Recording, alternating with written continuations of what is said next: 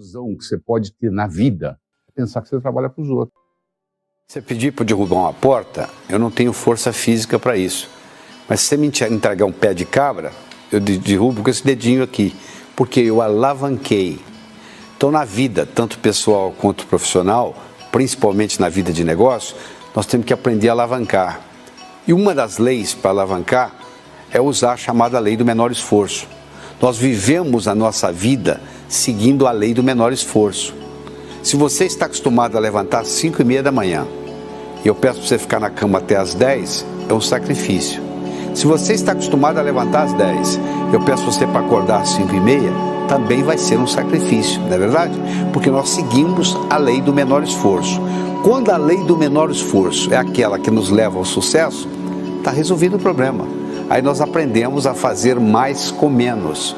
O que é fazer mais com menos? Não é aumentar o orçamento, não é aumentar horas de trabalho, não é aumentar funcionários. É aprender a produzir mais com menos esforço. Eu estou produzindo mais com menos esforço, dependendo se eu estou ou não usando a lei do menor esforço. E a lei do menor esforço, ela é determinada pela estrutura. Se você está numa sala e tem uma porta e uma janela, você provavelmente entra na sala pela porta. Você poderia entrar pela janela, claro, mas uma vez ou outra de brincadeira. No cotidiano, no dia a dia, a cada momento que você entra na sala, você não vai entrar pela janela, você vai dizer, dá muito trabalho, eu prefiro entrar pela porta. E se você entrou por aquela porta, e se é a única porta, você provavelmente vai sair por ela também. O que você está fazendo? Você está usando a lei do menor esforço. Então você tem que fazer a seguinte avaliação. Qual é a minha lei do menor esforço para mim? É uma lei de menor esforço que me leva ao sucesso? É uma lei de menor esforço que me leva ao fracasso? Porque a força de vontade em si não vale nada. Eu vou lhe entregar uma bola de futebol cheia e vou solicitar para você mantê-la no fundo da piscina. Por mais força de vontade que você tenha, vai chegar uma hora que você vai cansar, a bola vai flutuar. Por quê? Bola de ar, de futebol cheia de ar, a tendência é flutuar. Se eu te entregar uma barra de chumbo e você segurar na piscina, para não deixar ir para o fundo, vai chegar uma hora que você vai cansar, a barra vai descer. Uma barra de chumbo, o menor esforço para ela é descer, enquanto para a bola é flutuar, para a barra de chumbo é afundar. Então você tem que, em vez de você ficar usando a força de vontade, que não resolve nada, você tem que mudar a sua estrutura psicológica, de modo que a lei do menor esforço funcione a seu favor. Ou seja, aquilo que você vai fazer com menos esforço vai levar você até onde você quer ir. Você sabia que quando uma pessoa está deprimida, em geral, ela pensa em preto e branco? Quando ela toma um antidepressivo, o antidepressivo tem como ação farmacológica final transformar o preto e branco em colorido. Se uma pessoa deprimida pensa em preto e branco, uma pessoa entusiasmada pela vida pensa em colorido. Se uma pessoa tem, por exemplo, muito colorido no seu passado e preto e branco no seu futuro, é aquela pessoa que conversa com você, que é saudosista, está conversando sobre os bons tempos, porque o que predomina no cérebro dessa pessoa é o passado. Por outro lado, se ela tem o passado em preto e branco e o futuro em colorido, é essa pessoa futurista, essa pessoa que está cheia de visões, está cheia de entusiasmo, está cheia de planos para fazer. Se você aprende a pensar em colorido, não só facilita tremendamente o seu processo de pensamento, porque mais áreas do seu cérebro são envolvidas. Se você está pensando só em preto e branco, só o hemisfério esquerdo está na jogada. Se você começa a pensar em colorido, as outras partes do cérebro, o outro hemisfério direito também entra na jogada. Então você tem mais células sendo usadas. Então, no processo criativo, isso é muito importante. Então, se você aprende a pensar em colorido, você pode inclusive melhorar um estado depressivo. Pessoa depressiva, pensando em preto e branco, que começa a fazer, vamos supor, cromoterapia, e a cromoterapia melhora a depressão, ela melhora por quê? Porque ela começa a impregnar a estrutura psicológica, aquelas cores, o pensamento passa a ser colorido. Como que o nosso eu é formado? O eu, o você, o eu. Como é que nós somos formados? Nós somos formados através da influência que nós temos na infância, de pais, de avós, de vizinhos, de um filme que você assistiu, de um herói, um super-herói. Então, como é que eu fico sabendo quem é que teve mais interferência sobre mim? Foi meu pai ou a minha mãe? É uma boa pergunta? Eu pergunto para você, quem interferiu mais na sua vida? Quem interferiu mais nas suas crenças? O seu pai ou a sua mãe? Você quer saber como é que você resolve isso? Às vezes você já sabe, mas vamos supor que você esteja em dúvida. Ou quem teve mais interferência na minha vida? Foi meu pai ou foi minha mãe? Então eu vou lhe fazer uma segunda pergunta. Quem você tinha mais necessidade de agradar? Aquela pessoa que você tinha mais necessidade de agradar foi provavelmente aquela que lhe passou mais crenças. Claro que você pode obter crenças diferentes de diferentes pessoas. Você pode ter obtido a crença de dinheiro do seu pai, a crença de saúde da sua mãe, a crença de velhice do seu avô, a crença de Deus da sua avó. Ou seja, o nosso eu, o que é você hoje, o que sou eu hoje, nós somos um somatório da nossa experiência de vida e fomos criando, fomos formando esse eu, da televisão, do filme, do herói, do pai, da mãe, da professora, que às vezes teve uma influência muito grande sobre nós, às vezes até uma vizinha. Às vezes uma vizinha sua teve uma influência grande no modo como a sua personalidade é hoje. Então a nossa personalidade vai sendo criada de acordo com essas influências que nós vamos tendo em momentos especiais, principalmente momentos emotivos. O que faz a gente guardar é a emoção. Toda a memória que você tem, se eu perguntar para você qual é a memória mais remota que está na sua cabeça, você vai ver que se você sair procurando, lá você vai encontrar que tem alguma coisa de emoção, ou agradável ou desagradável. Se for agradável demais ou desagradável demais, isso cria como se fosse uma cola, que cola essa memória e ela fica ali. Então nós fomos colando isso aí, fomos fazendo isso e vamos formando esse eu. Mas eu tenho uma boa notícia. Ninguém é condenado a ser quem sempre foi. Vou falar de novo. Ninguém é condenado a ser quem sempre foi. Eu posso a qualquer momento mudar essa influência que eu tive. Se a influência que eu tive está servindo, está dando um resultado desejável, muito bem, eu permaneço com ela, não tem nada errado. Agora, se ela não está me servindo mais, está na hora de eu mudar. Eu tenho que constantemente estar fazendo um processo de atualização no meu eu, porque como o mundo está mudando, eu também tenho que mudar, não é verdade? Senão não funciona. Você não começa uma construção pela parede nem pelo teto, não é verdade? Você começa por onde? Pela base. Tudo começa pela base. É o que nós estamos fazendo aqui nesse programa. Nós estamos começando pela base. Nós estamos começando o quê? Reestruturando a nossa autoimagem, reestruturando a nossa autoestima, mostrando que isso aqui agora está equilibrado. A partir de agora, o nosso desempenho pessoal e profissional vai depender da nossa autoestima. Nunca o nosso desempenho vai ser maior que a nossa autoimagem. No momento que nós melhoramos a autoimagem, nós melhoramos o nosso desempenho pessoal e profissional. Para fazer isso, você tem que limpar o seu passado, cancela, deixar tudo certinho. Ah, mas não interessa. O seu pai, a sua mãe fez o melhor que eles sabiam. Eles não sabiam o que eles não sabiam. Eu trabalho com desenvolvimento cerebral há 27 anos. Todas as vezes que eu ofereci para um cérebro 2 ou mais opções, ele sempre escolheu a melhor. Posso lhe garantir, os seus pais fizeram o melhor que eles sabiam fazer para você naquele momento. Ponto. Eles não fizeram o melhor porque não sabiam. Se eles não sabiam, não tem nada que culpar. Essa história de você ficar no blá blá blá do passado não resolve absolutamente nada. O passado já passou, não tem nada que você possa fazer. Bom, aqui você está. Nós agora vamos começar a fazer um planejamento de futuro. Chega de falar de passado. Vamos conversar sobre o futuro. Vamos conversar como é que nós podemos realmente, no nosso dia a dia, sermos co-criadores da nossa existência. Lá na Bíblia já diz isso, que nós somos co-criadores da nossa existência. Ou seja, nós temos a nossa responsabilidade. Nós ganhamos de presente a dádiva da vida.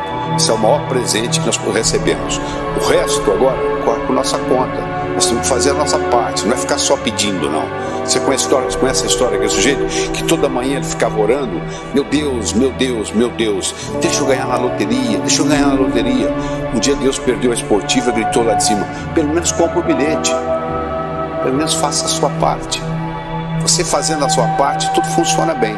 Só que a pessoa fica com a energia amarrada no passado e perde a oportunidade. Ou está muito amarrada no passado, ou está muito preocupada com o futuro. E sabe onde é que acontece a vida? No aqui e agora. Quero conversar com você sobre a diferença entre pedir, solicitar e agradecer. Muitas vezes nós ficamos pedindo as coisas para Deus. Na realidade, nós devemos estar agradecendo, não é verdade? Porque aquilo que nós necessitamos, nós já temos. Você imagina se você tivesse um filho, que toda vez que ele lhe visse, ele solicitasse alguma coisa. Você ia falar assim, ó, já veio o pidão de novo. Você ia começar a evitá-lo. Nós somos 6 bilhões e meio de pessoas. Já pensou todo mundo pedindo? Na realidade, o que nós devemos fazer é agradecer, é manifestar gratidão. Agradeça aquilo que você tem para obter aquilo que você quer. A gratidão é a mãe de todas as virtudes, porque ela funciona como se fosse uma cibernética. É como se fosse um processo de realimentação. Você sabe, se você colocar na temperatura de uma sala, no termostato 21 graus Celsius, a temperatura vai ficar em torno de 21, porque a temperatura da sala vai fornecer para o termostato a informação de que a temperatura está daquele jeito que deveria de ser ou não. A gratidão é um modo da gente dizer para o universo, ó, eu estou satisfeito, eu tenho que agradecer aquilo que tem e gostaria de ter, e também agradecer aquilo que eu não tenho e não gostaria de ter. Mas eu tenho que fazer isso, não é só da boca para fora, não. A linguagem, ela só tem força, solicitando ou agradecendo, quando aquilo que sai da minha boca, na forma de palavras, tem um reflexo do meu cérebro na forma de imagens. A minha linguagem só é poderosa quando ela está gerando imagens. Então você tem que prestar atenção naquilo que você fala, mas de uma forma que à medida que você vai falando, você vai gerando a correspondência linguística no cérebro. Então não adianta, por exemplo, eu estar falando só e não dá tempo de comunicar para o meu cérebro essas imagens. Ela não tem o mesmo impacto. Por exemplo, se eu vou fazer uma afirmação, que você sabe que hoje existem estudos mostrando o poder da afirmação. Se eu fizer uma afirmação só da boca para fora, eu vou provar que a afirmação não tem valor nenhum.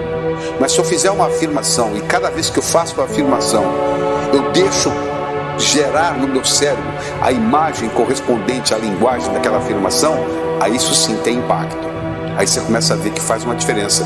Se você começar a fazer afirmações negativas, Deus, você não quer nem pensar nisso, né?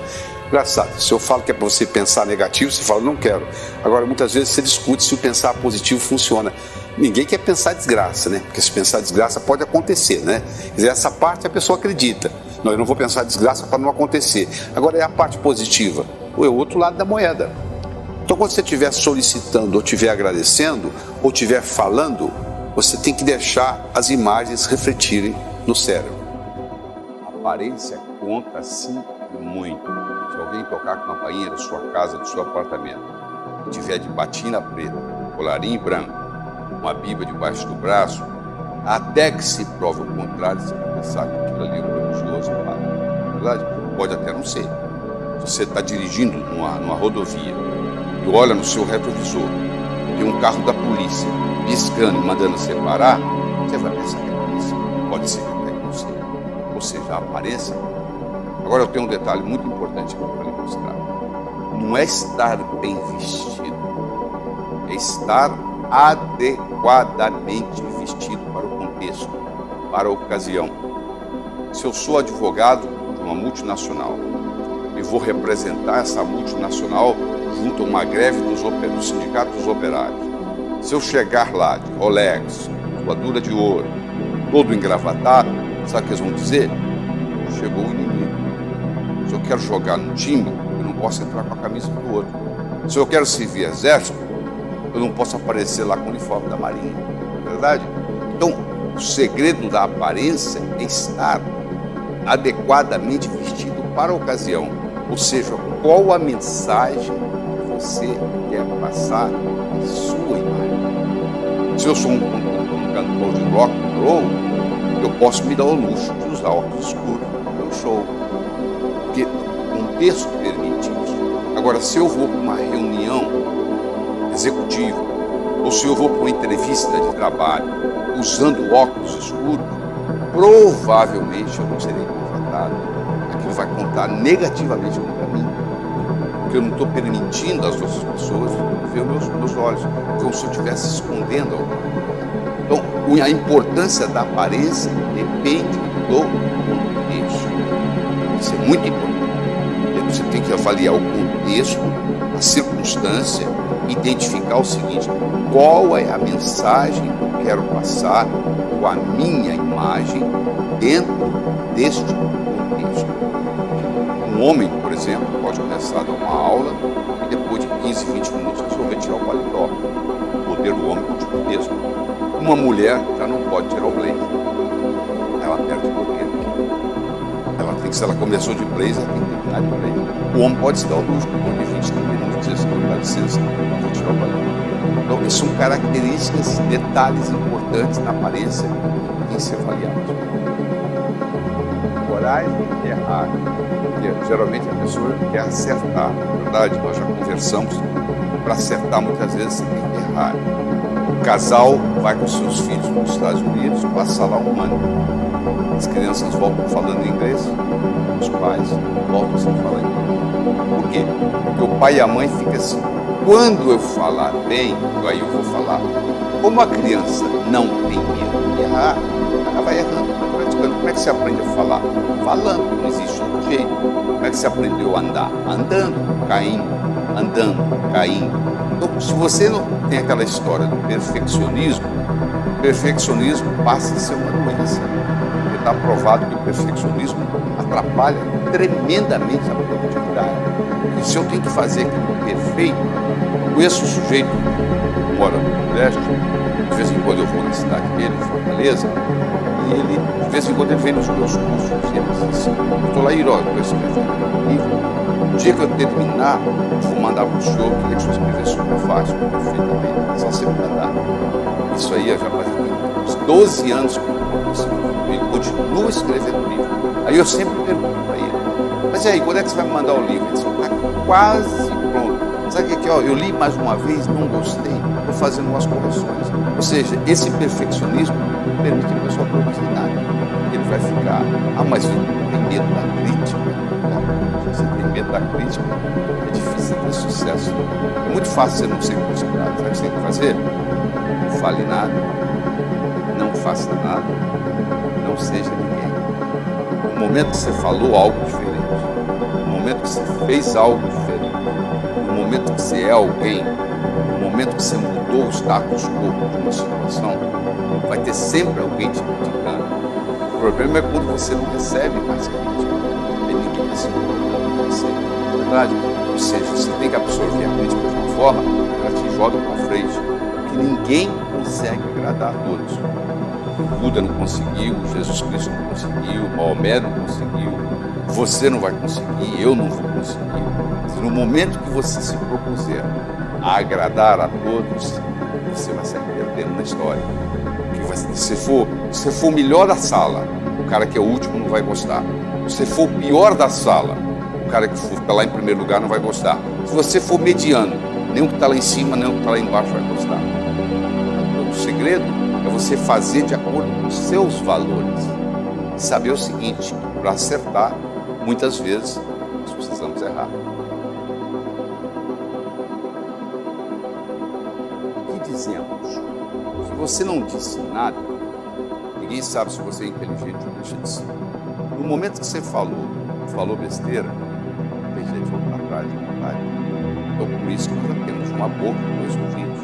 Somos feitos mais que escutados do que falar. Então, quando nós tivermos em dúvida, é melhor encolher a língua, não falar. Porque uma palavra falada, uma flecha lançada, uma oportunidade perdida, o que aconteceu? Não podemos fazer mais nada, não volta. Não pode trazer a palavra de volta. Não é verdade? Então, é muito importante isso. O que você vai dizer? Você tem que fazer o seu dever de casa, para saber o que você vai dizer. Mas não é só o que você vai dizer. Como você vai dizer, você vai dizer. Você quer ver? Olha aqui, escute. Ó, eu não disse que ele roubou o dinheiro. Eu não disse que ele roubou o dinheiro. Quem foi que disse? Eu não disse que ele roubou o dinheiro. Como é que você se expressou? Eu não disse que ele roubou o dinheiro. Quem foi que roubou? Eu não disse que ele roubou o o dinheiro. Como é que ele obteve? Eu não disse que ele roubou o dinheiro. O que foi então que ele roubou? A mesma frase tem 5 significados diferentes, dependendo de onde você está. Não é só o que você está dizendo, é como você está dizendo o que você está dizendo. Tem uma frase que eu digo o seguinte: o cantor é mais importante que a canção. Se você tem o seu cantor favorito, tem uma canção favorita que ele canta, que toca o seu coração, aquela mesma canção cantada por um cantor que você não gosta, não toca o seu coração. É verdade? Porque as palavras são as mesmas, mas estão sendo cantadas num timbre diferente, numa tonalidade diferente, e não satisfaz o seu coração. Quando você leva em consideração isso, o que você faz, a sua aparência, o que você diz, como você diz o que você diz, você deixa na pessoa uma imagem, boa ou ruim, dependendo de como você administrar isso. Mas o importante é você entender que numa interação, os 3 primeiros minutos são fundamentais. Os primeiros 3 ou 4 minutos a pessoa faz o julgamento a seu respeito. Feito esse julgamento, dá-se uma coisa complicada. A maioria confunde urgência com importância. Acaba fazendo o que é urgente e não o que é importante. Na nossa vida, nós podemos dividir as coisas em 4. Coisa que é urgente, que não é urgente, coisa que é importante, coisa que não é importante. Às vezes não é nem urgente nem importante. A gente gasta um tempo enorme por nada. Depois reclama que o dia é curto, né? Porque não está fazendo prioridades, não está fazendo o que é mais importante. Se você observar um taxista colocando a bagagem no porta-mala, se ele é um taxista de experiência, você vai ver que ele coloca a mala maior primeiro, depois a segunda maior, depois a terceira, e cabe tudo no porta-mala. Se ele colocar pequenininha primeiro, acaba indo uma no banco de trás. Olha que interessante. Esse mesmo princípio nós vamos aplicar aqui. Nosso porta-mala são as 24 horas do dia. Se você decide fazer as suas prioridades, aquilo que é importante primeiro, sobra tempo para fazer o resto. Se você começa a fazer o que é fútil primeiro, o que não tem nenhuma necessidade de ser feito, aí não dá tempo de fazer o outro, não dá tempo de fazer o resto. Então você saber estabelecer prioridades e fazer as prioridades primeiro é importantíssimo. Por exemplo, se você tem uma coisa que é importante, mas não é urgente, e você se dedica tempo a fazer aquilo, você vai fazer sem estresse, sem urgência, sem nada. Você tem que declarar seu imposto de renda, né? Porque você não declara ele em fevereiro. Você vai conversar com o seu contador, ele está desocupado, não tem ninguém telefonando para ele. Em abril você vai ter que entregar o imposto de renda de qualquer jeito, não vai? Faça ele em fevereiro. Você vai ficar muito mais tranquilo se você deixar para a última semana. E aí o seu contador não vai poder lhe atender, porque aí virou urgência. Em fevereiro era importante, mas não era urgente. Em abril é importante e é urgente. Mudou a história.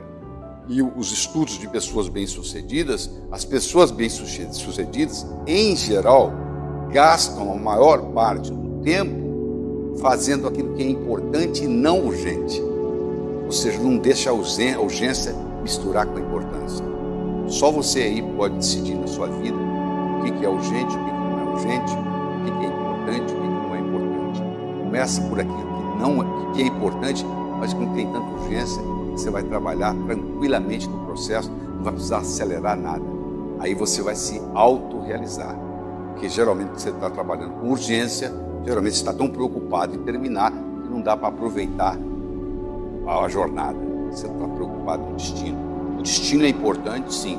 A jornada é importante também. Não tem um mais importante que o outro. A jornada é importante, o destino é importante. Uma crença, uma vez estabelecida, tem como função única e exclusiva se perpetuar. Se você não fizer nada, ela fica o resto da vida. Porque o cérebro não pode lidar com mais do que 5 a 9 informações de cada vez. Você não estava prestando atenção na ponta do seu nariz, até que eu falei. Nem no dedão do seu pé direito, nem no lobo da sua orelha esquerda. Não dá para ficar prestando atenção em tudo. O cérebro decide o que é mais importante, comunica para a substância reticular ativadora ascendente, que funciona como se fosse uma secretária executiva do cérebro, e a partir daí ela coordena. Se não houver essa modificação, não adianta nada. Se você é do sexo feminino, já é mãe, quando você estava grávida, você via muito mais mulher grávida no shopping do que você vê hoje. Por quê? Porque você estava mais ligado em gravidez. Quando você comprou aquele seu carro novo azul, de repente nas ruas da sua cidade, mais carros iguais àqueles estavam circulando. Já estavam lá, só que você não percebia. Então as nossas crenças determinam as nossas percepções, determinam as nossas ações e determinam as nossas manifestações. Até bem pouco tempo pensava-se que para você modificar uma crença era uma coisa muito complicada. Você tinha que fazer um processo psicanalítico de muitos anos, etc. Com o desenvolvimento da neurociência, descobriu-se que a coisa é bem mais simples. A tecnologia foi facilitada do seguinte modo, que por trás de uma crença existe uma metáfora. Por trás de uma metáfora existe um ícone. Se eu modifico o ícone, eu modifico a metáfora. Se eu modifico a metáfora, eu modifico a crença. Se eu modifico a crença, eu modifico a ação. Se eu modifico a ação, eu modifico a manifestação. Isso ficou muito mais simples. Então, isso é boa notícia essa, né? E agora você não precisa passar por aquele processo de dor para mudar uma crença. Você pode mudá-la do mesmo modo que você atualiza o programa de computador. Você está utilizando o programa, vem uma atualização, você faz um download e atualiza o seu programa de computador numa boa e começa a ter novas habilidades com essa atualização desse novo programa.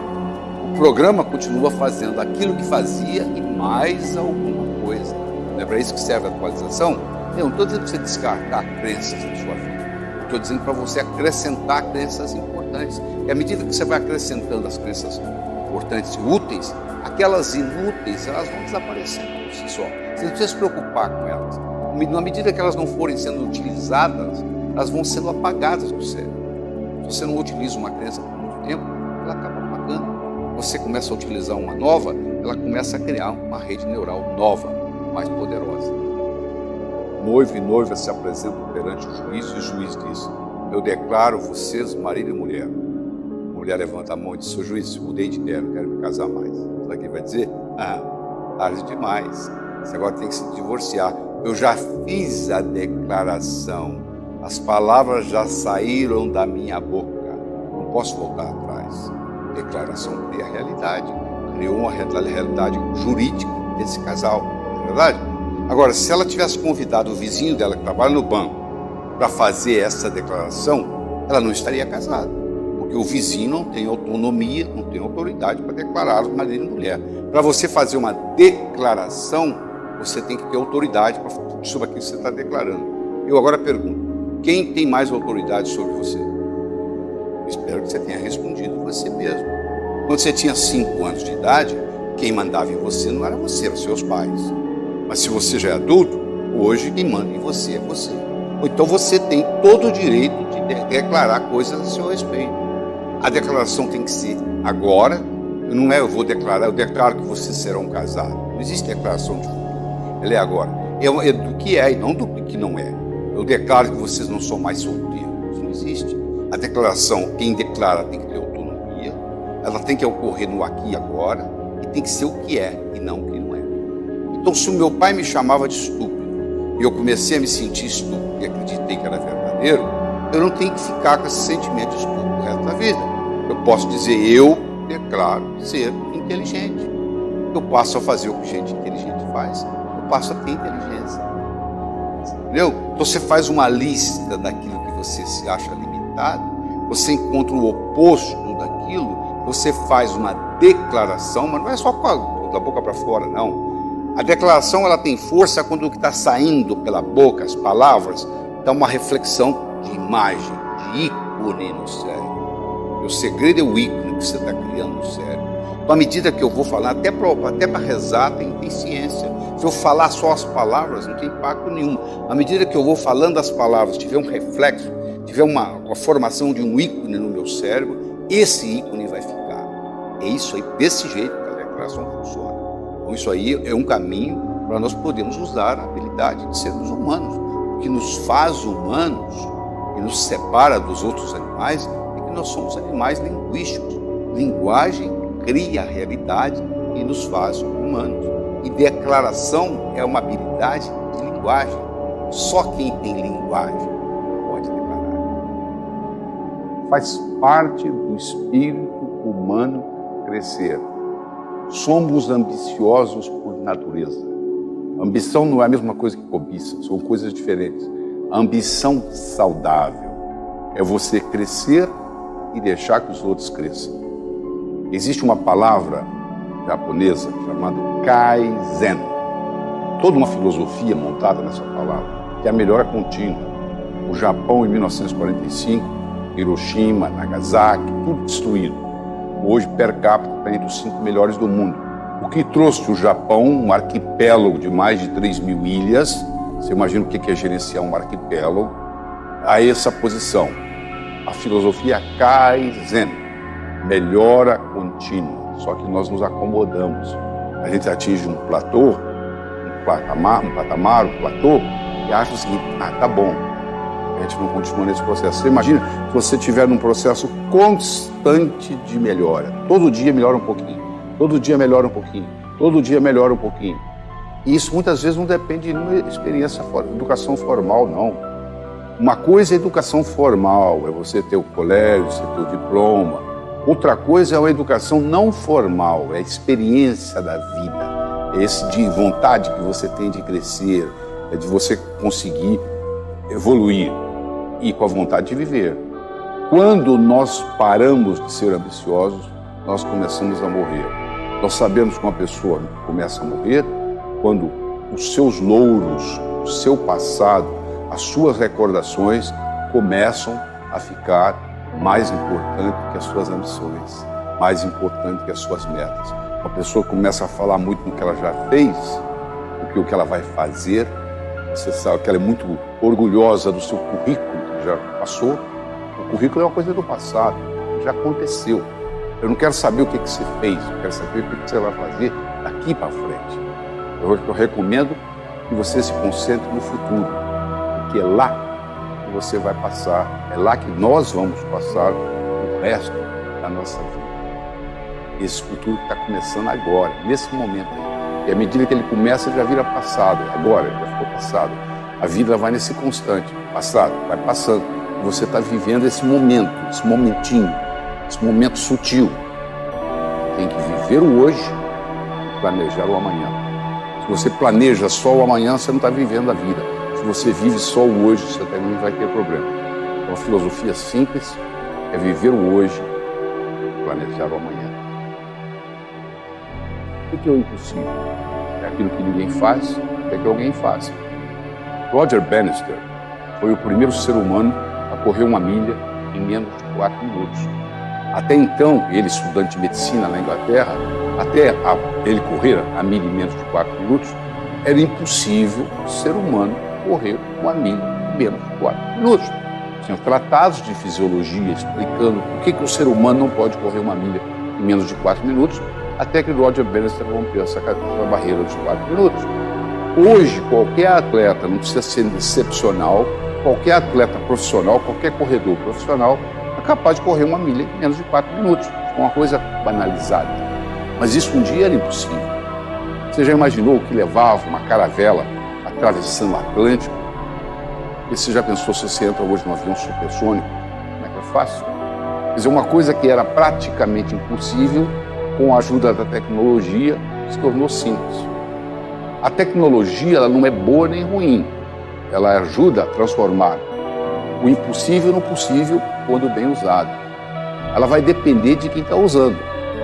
Mas se você vai contra a estrutura, é complicado. Você quer ver? Ó?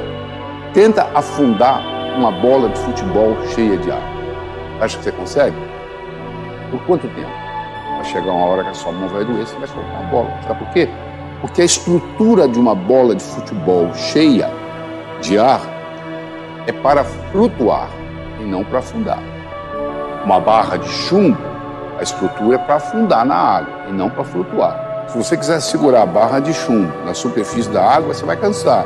Se você quiser segurar a bola de futebol no fundo da piscina, vai chegar uma hora que você vai cansar e vai soltar. A estrutura determina a função. Você entra na sua casa todos os dias por a porta naquele lugar que a porta está. Você podia até entrar pela janela, mas é mais complicado. Você entra por onde está a porta. Quando você for sair, eu vou prever que você também vai sair por aquela porta. Então, para você fazer uma modificação, transformando o possível aquilo que é impossível, muitas vezes você tem que modificar a estrutura. Às vezes você tem que modificar a própria estrutura psicológica. Porque no momento que você modifica a sua estrutura psicológica, você não precisa de força de vontade. Em 1953, eles entrevistaram todos os formandos da Universidade de Harvard. Em 1973, eles reentrevistaram quem estava vivo. Em 1953, eles fizeram várias perguntas. Uma delas era a seguinte: o que você vai fazer nos próximos 6 meses, 1 ano, 5 anos, 10 anos, 15 anos depois de formado? Você imagina uma pergunta dessa para um jovem se formando. A maioria não tem a menor ideia. Uma pequena minoria tinha uma ideia do que ia fazer.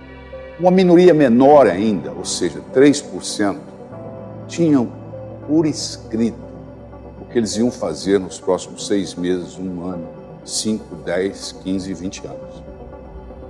20 anos depois, 1973, quando reentrevistados, esses 3% que tinham por escrito o que iam fazer na vida valiam mais financeiramente que os 97% juntos.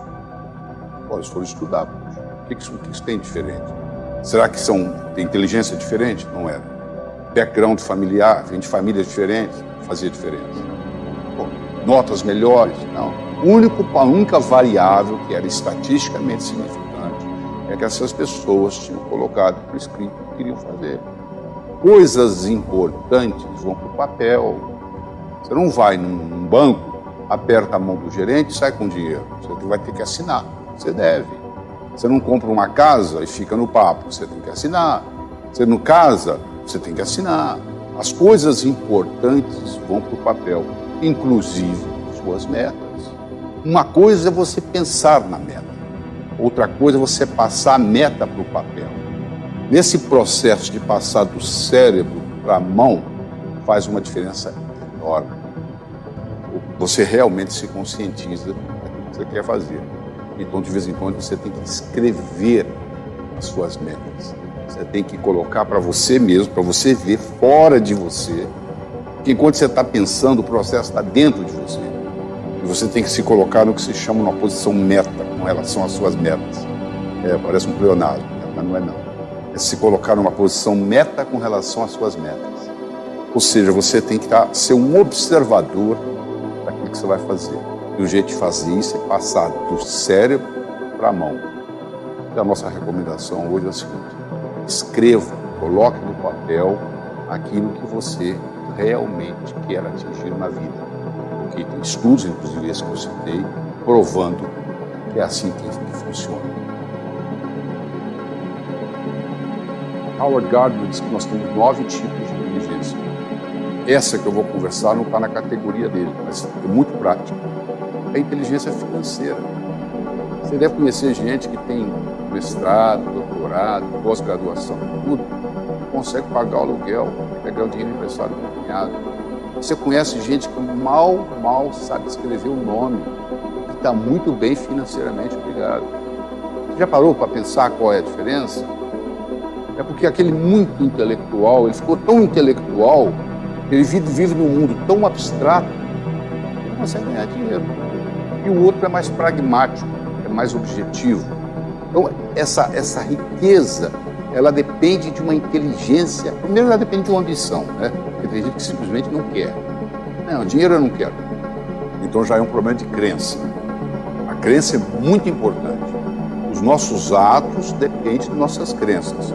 Se você tem uma crença positiva, se você vai ter uma atividade positiva, um resultado positivo. Se você tem uma crença negativa, você vai ter uma ação negativa com relação àquilo, você vai ter um resultado negativo. E o seu resultado depende da sua crença, não só da sua crença, mas depende fundamentalmente da sua crença. Então a primeira coisa que nós temos que mexer nas crenças. Tem gente que tem muita crença errada e negativa com relação ao dinheiro. Eu recomendo você ler um livro meu chamado Enriquecer, Ambição de Muitos, Realização de Poucos. Então nós trabalhamos nessa mudança de crença. É uma coisa que não se muda da noite para o dia. Tem que ser trabalhado, pensado, repensado, ouvido. Bom, isso é uma parte do processo, é você acreditar que é possível. Mas só acreditar não é o suficiente. Aí você tem que ter a parte da estratégia, a parte de como fazer, como fazer. E a crença explica o que fazer. Agora, a prática, a tática, a estratégia, a tática, o operacional, explica o como fazer. Tem que ter os dois componentes, o direito e o esquerdo, de um lado e outro. Por isso que o nosso cérebro tem dois hemisférios, o esquerdo e o direito. Eles têm funções diferentes, propriedades diferentes, e quando combinados, fazem uma sinergia. Quando 1 mais 1 é maior que 2. Você pode ter 1 mais 1 menor que 2, 1 mais 1 igual a 2, 1 mais 1 maior que 2. Na relação humana, a aritmética pode ser modificada. 1 mais 1 pode ser igual ao infinito. Essa é a grande verdade. Então, quando você combina essas atividades, faz uma diferença enorme. Principalmente no que diz respeito à inteligência financeira. Que pode ser estudada, que pode ser melhorada, que pode ser desenvolvida. Ou seja, o seu coeficiente financeiro, você não tem que ter o mesmo. Você não está condenado a ser quem sempre foi financeiramente. A qualquer momento, isso pode ser modificado.